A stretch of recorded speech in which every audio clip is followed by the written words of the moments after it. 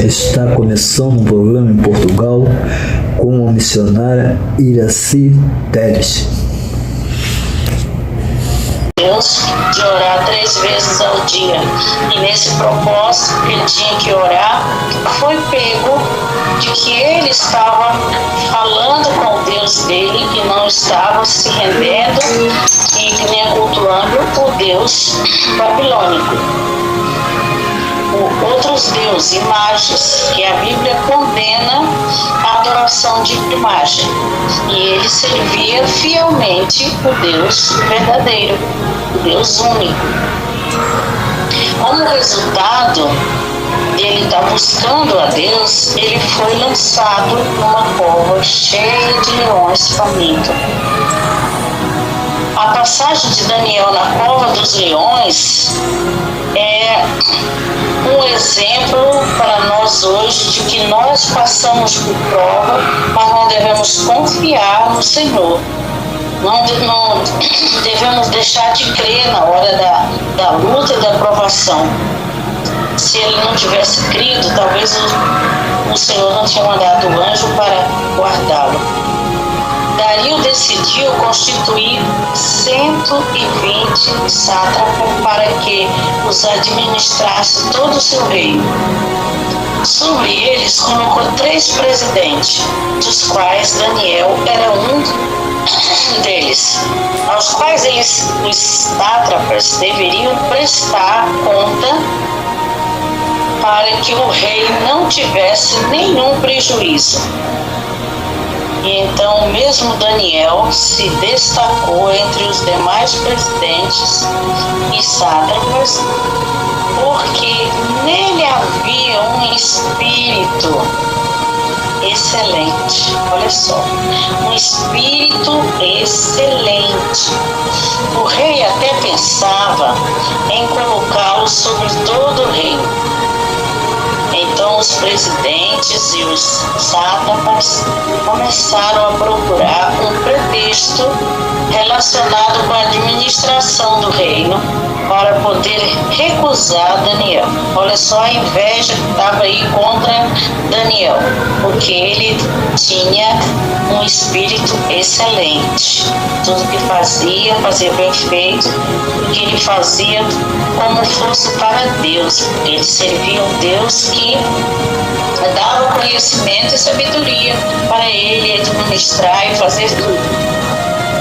Mas não conseguiram encontrar esse pretexto nem culpa alguma, porque ele era fiel e não se achava nele nenhum erro nem culpa. Olha só.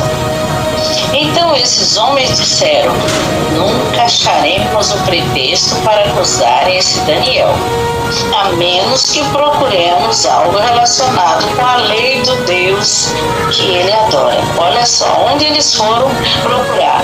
Olha só a artimanha do inimigo, quando levanta para atrapalhar, para acusar os servos de Deus, os filhos de Deus.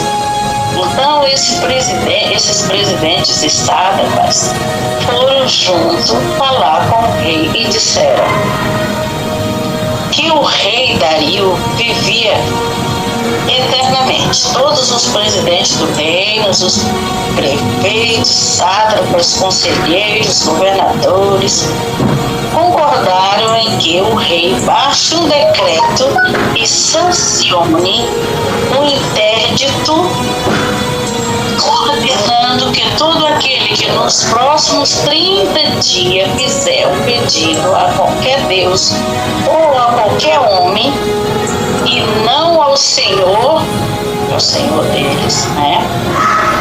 E não ao Senhor, olha só. O rei seja jogado na cova dos leões. Portanto, o rei sancione o interdito e assine o documento para que não seja mudado, segundo a lei dos medos e dos persas, que não pode ser revogada. As leis eram muito duras. O que o rei assinava, selava com seu anel, jamais poderia ser revogado. Como dizem outras palavras, a palavra do rei não pode voltar atrás. E assim o rei Dario assinou o documento e o interdito. Olha só. Quando Daniel soube que o documento tinha sido assinado, voltou para casa. E em seu quarto, no andar de cima, as janelas abriam para o lado de Jerusalém. 3 vezes por dia, ele se punha de joelho, orava e dava graça diante do seu Deus, como era o seu costume. Então aqueles homens foram junto até a casa de Daniel e o encontraram orando e fazendo súplicas diante do seu Deus. Depois se apresentaram ao rei para falar a respeito do interdito real e perguntaram ao rei: não é verdade que o Senhor assinou um interdito ordenando no espaço de 30 dias que todo homem que fizesse um pedido a qualquer Deus ou a qualquer homem e não ao Senhor, ó rei, fosse jogado na cova dos leões? O rei respondeu: sim, o interdito está em vigor, segundo a lei dos medos e dos persas, que não pode ser revogada.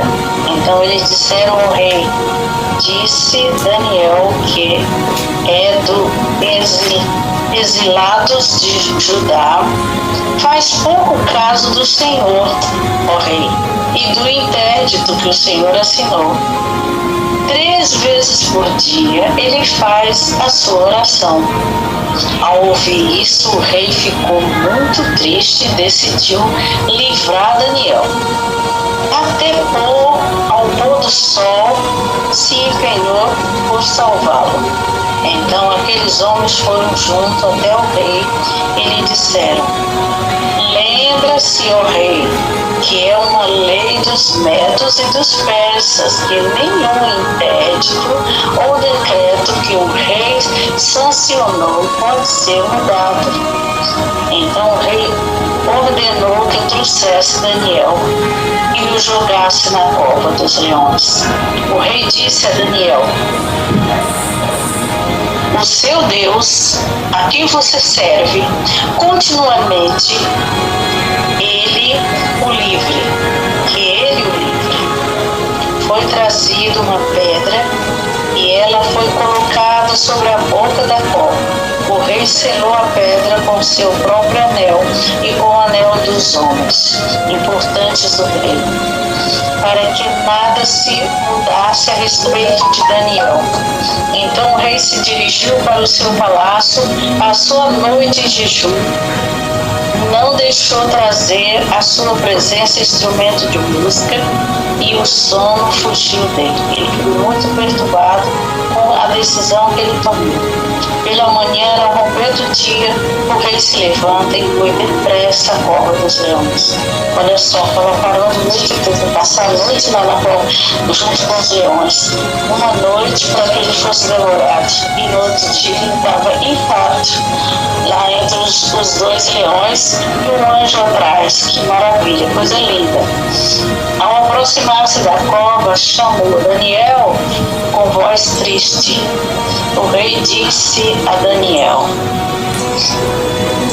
que ele, o que ele tinha, o que acontecido com ele. E Daniel conta para ele no que está no versículo que eu li antes, que ele disse que o meu Deus enviou o seu anjo que fechou a boca dos leões. Eles não me fizeram mal algum, pois fui considerado inocente à vista de Deus. Também contra ti não cometi mal. Então ele deu o seu testemunho e justificou a fidelidade dele, tanto para com Deus como também para com o rei. Então, para que uma pessoa chegue ao ponto de fazer uma justificativa dessa perante o rei, perante lei, perante decreto, é porque ele realmente estava confiante que Deus realmente ia estar com ele e que Deus realmente estava com ele.